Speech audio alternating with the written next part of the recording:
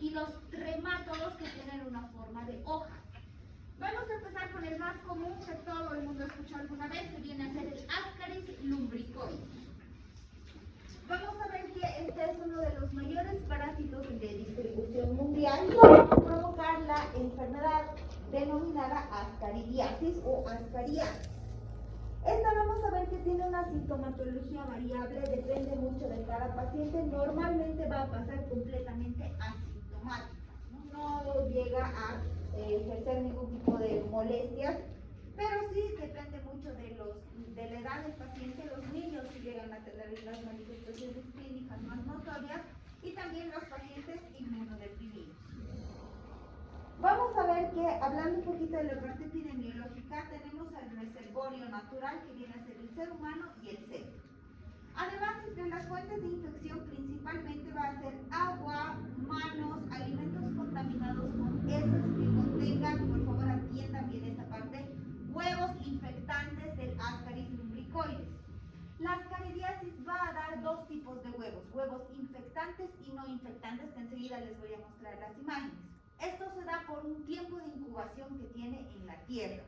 Entonces se los denomina también geohelmintos, porque cuando caen los huevos a la tierra tardan un tiempo en embrionar y cuando tienen una larva móvil en el interior y se ingieren, sí o sí hay un contagio.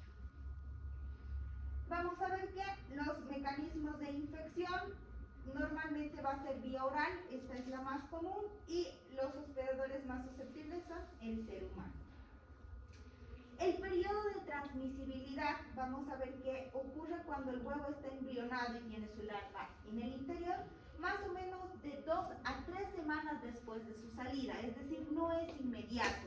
Más adelante vamos a ver que hay ciertos parásitos que ni bien salen ya son infectantes. Este no es el caso.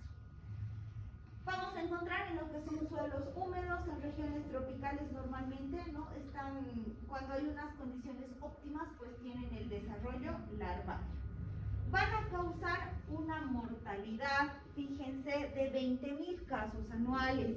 Van a ver, porque no es que este parásito sea un parásito asesino que nos provoque algún tipo de toxicidad.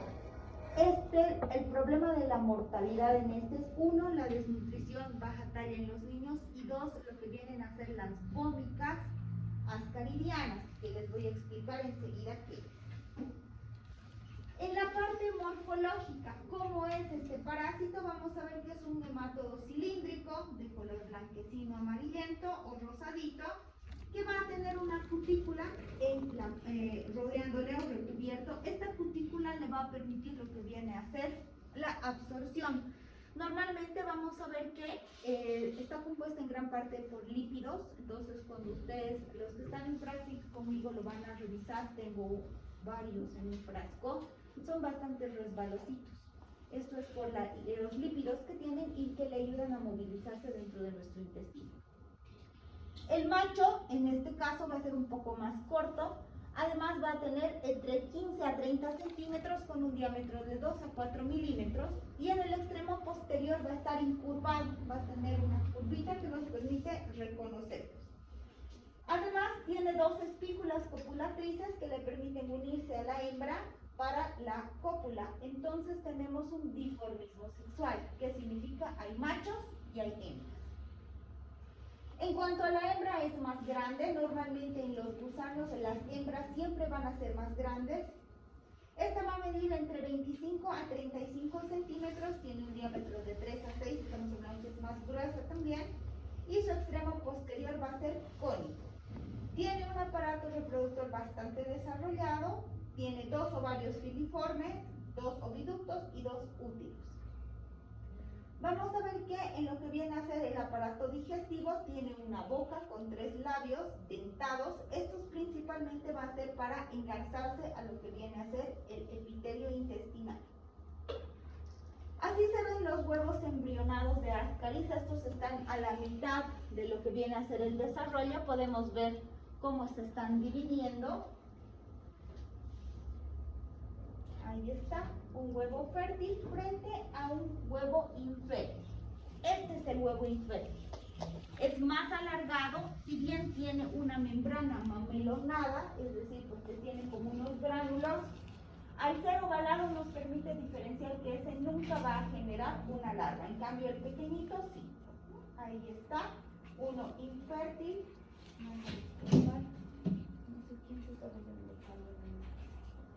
Muy bien, ahí está. Y aquí tenemos uno decorticado, es decir, que está partidito. Y se fijan, aquí está la larva. Normalmente podemos encontrar larvas móviles. Un minuto, por favor. Ahí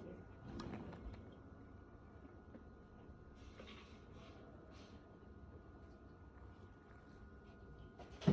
Muy bien. Y acá tengo uno que está justo emergiendo de lo que viene a ser el huevo. Acá tienen una hembra adulta. ¿Cómo la van a diferenciar? Igual en el frasco que les voy a traer en la siguiente clase, van a poder ver, este es el oviducto. Por ahí se va a engarzar y va a ver la cópula con el macho. En lo que viene a ser la parte del ciclo vital del ascaris, sabemos que ingresa por vía oral, los huevos infectantes o embrionados. Este parásito tiene una particularidad de que hace todo un recorrido por nuestro organismo. No es que entra por lo que viene a ser la parte esofágica y llega al intestino y se queda ahí. No, lamentablemente va a hacer un paso por todo nuestro organismo antes de llegar. Entra como un estado larvario, estamos hablando de una larva así de chiquita, ¿no? Y tiene que crecer 15 centímetros. Una vez que ingresa, pasa por lo que viene a ser la parte intestinal y llega al duodeno. Normalmente esta larva atraviesa el duodeno y encuentra un capilar. Ingresa al capilar sanguíneo y sabemos que todo nuestro sistema circulatorio va a ser el recorrido completo. Entonces pasa por el corazón y llega al pulmón.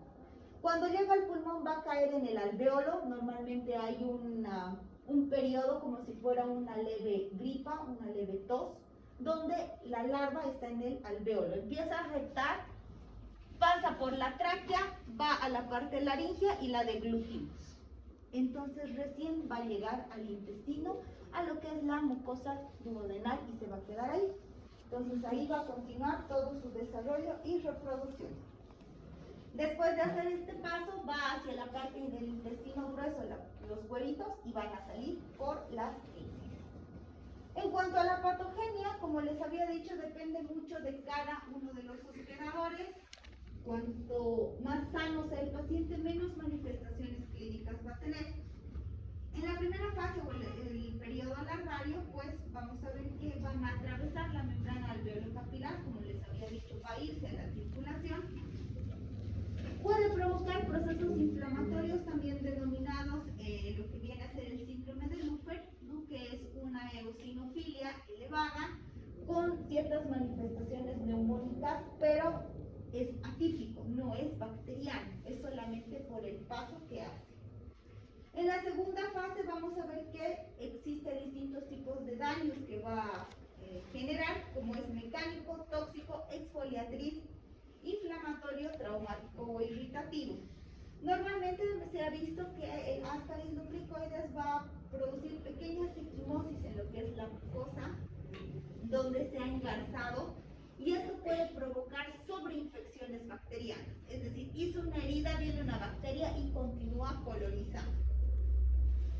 Puede provocar, lo más común en los niños pequeños es la desnutrición, porque el Ascaris se alimenta del complejo B principalmente. Vamos a ver que cuando existen parasitosis masivas, estamos hablando de 200, 500 gusanos que tiene un paciente, vamos a ver que existe lo que se conoce como suboclusión o oclusión intestinal. Se anudan en el intestino y hacen un tapón. Entonces, ¿qué es lo que sucede? Normalmente se cometía este error de que les empezaban a dar medicamentos que alteraban a estos parásitos. Entonces, como están todos enredados, yo meto un tóxico que van a hacer como las personas, ¿verdad? Cuando te lanzan una bomba de humo, todos corren. Van a querer salir por cualquier orificio natural. Salen por la nariz, vomitan a los gusanos, salen por la parte anal, algunas veces atraviesan y van saliendo por estructuras que no deberían, ¿no? Eso es lo que conocemos como vómitos. Esas lo que les acabo de hablar se consideran migraciones erráticas, normalmente pueden ser inclusive fatales cuando atraviesan algún conducto, por ejemplo, se quedan atorados en una válvula cardíaca, hay casos. ¿No? Entonces, pueden ser regurgitados por la boca, por la nariz, pueden invadir vías biliares y taponarlas, hay casos de colecistitis por obstrucción biliar por un parásito.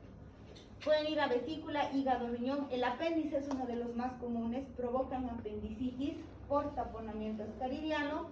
Conducto lagrimal, si se dan cuenta, cualquier tipo de conducto natural les sirve para tratar de escapar. En cuanto al cuadro clínico, es bastante variado, ¿no? Normalmente puede pasar desapercibido o es una sintomatología muy inespecífica. ¿De qué va a depender? De la carga parasitaria. ¿Cuántos parásitos tiene el paciente? Y segundo, la edad del paciente, el estado de salud del paciente y si es que tiene o no una enfermedad de base. Entre lo más clásico que normalmente vemos en niños, disminución de peso, anorexia, retardo del crecimiento, diarreas que se alternan con periodos de constipación. Es decir, está estreñido una semana, a la otra semana tiene diarreas, ¿no? Entonces va alternando.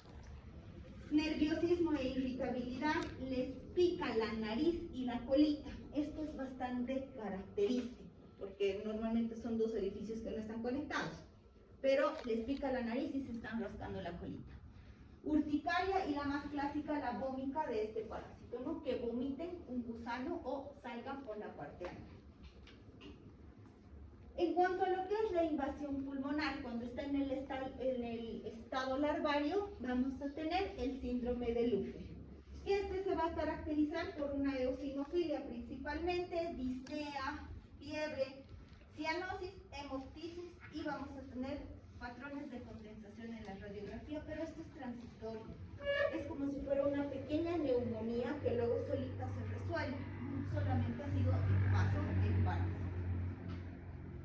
Cuando tenemos invasiones, por lo que viene a ser las larvas, tenemos los infiltrados pulmonares con ciertas dificultades respiratorias. Normalmente cuando ocurre esto en pacientes muy sensibles, muy pequeños, estamos hablando de niños pequeños o pacientes inmunodeprimidos, sí se debe hacer un estudio específico. Normalmente hasta podemos pedir una tomo y en la tomografía se va a ver. ¿No? ¿Qué más vamos a tener de clásico? Que pueden o no pueden estar. Presencia de las lombrices en las heces, suelen salir. Vómito con lombrices, cualquier salida de estas por algún orificio natural, fiebre baja o febrícula, tos, esputo sanguinolento, tiene hilitos de sangre, sibilancias pulmonares, cuando ustedes escuchan su pulmoncito silba, dificultad respiratoria, erupciones en la piel, vómitos y dolor estomacal. Para el diagnóstico, el más fácil y rápido es un coproparasitológico, no el macroscópico. ¿Cómo vamos a ver? Si veo al gusano en la materia fecal, pues no hay donde perderse, está ahí. Pero también podemos buscar a lo que son los huevos en las heces, sean infectantes o no infectantes, igual van a aparecer. También se puede hacer radiografías, esto cuando estamos hablando de una obstrucción intestinal, y lo que es una tomografía cuando tengo una obstrucción. Fíjense aquí.